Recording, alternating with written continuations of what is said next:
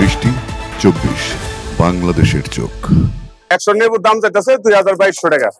আমি নিয়ে যাই বেশ কয় টাকা? আগের চেয়ে বস্তা হয়েছে 3000 টাকা বেশ কম। এক মাস আগে লেবু কিন্তু 5 টাকা সেই লেবু আজ 12 টাকা 13 টাকা পিস কিনা লাগে। পবিত্র রমজানের প্রথম দিন থেকেই দাম বেড়েছে লেবু, শসা, তরমুজ, মালটা, আপেল সহ সকল প্রকার ফলের।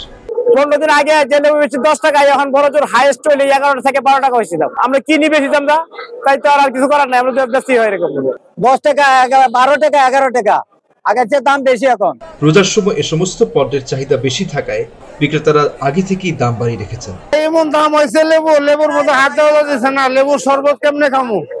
আমরা গরিব মানুষ, একটা লেবুর দাম যদি এরকম লেবু 15 টাকা 16 টাকা হয়, তাহলে আমরা গরিব মানুষ খামু কি আর চলবই কিভাবে আর বেচবো কয় টাকা? লেবু কিনতে আসছিলাম, লেবুর দাম অতিরিক্ত বেশি, 80 টাকা হালি কিনা লাগে, বেচা হইব কত টাকা হালি?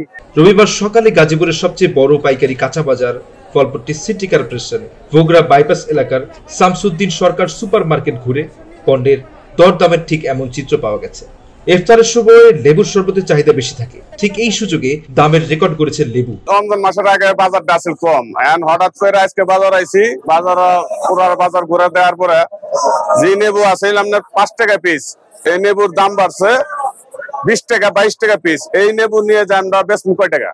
জনগণ কেমনে খাইবো? রমজান মাসে যদি এই ধরনের কোন নেবু বাজারে পর্যাপ্ত সরবরাহ থাকার পরেও এই সমস্ত পণ্যের দাম বৃদ্ধিতে ক্রেতারা অসন্তোষ প্রকাশ করেছেন। অভিষেক চক্রবর্তী, দৃষ্টি 24।